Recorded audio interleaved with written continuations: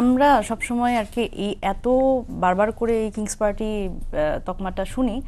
সবার থেকে, আপনি ধরেন টকশোর সঞ্চালক থেকে শুরু করে আমরা মোটামুটি বিএনপি বা অন্যান্য সকল দলের পক্ষ থেকে যে এই প্রশ্নটা বারবারই শুনি এবং আমাদের মোটামুটি এই তকমাটা দেয়া হয়। তো এখন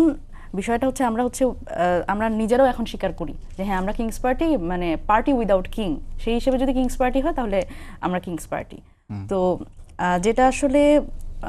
মোহাম্মদ মাহফুজ আলম যেটা বলেছেন সেটার সাথে আমি শতভাগ একমত। এবং যেভাবে আসলে 8 আগস্টের যখন আসলে ইউনূস সরকার দায়িত্ব নিলেন এবং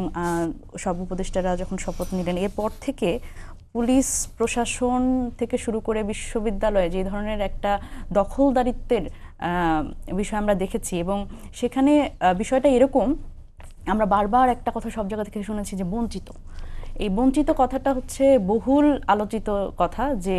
এই আওয়ামী লীগ আমলে বঞ্চিতদের আসলে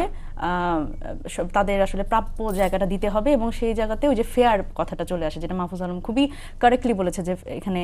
ফেয়ার হইতে হবে আমাদের সবাইকে। মানে আসলে যে রাজনৈতিক দলগুলো আছে, যেহেতু গণ অভ্যুত্থানের আমরা সকল রাজনৈতিক দলের অবদান স্বীকার করি এবং এটি ছাত্র জনতার অভ্যুত্থান বলেই আমরা স্বীকার করি, সেই জায়গা থেকে সকল দলের যেহেতু অবদান আছে, সেই জায়গা থেকে ওই স্টেক দাবি করা, যে অভ্যুত্থানের স্টেক দাবি করা, এটি আসলে সচিবালয়ে এবং বিশ্ববিদ্যালয়গুলোতে সব জায়গাতে এবং পুলিশের মধ্যেও এই বিষয়গুলো ছিল, সুতরাং ভাগ বাটোয়ারা হয়ে গেছে।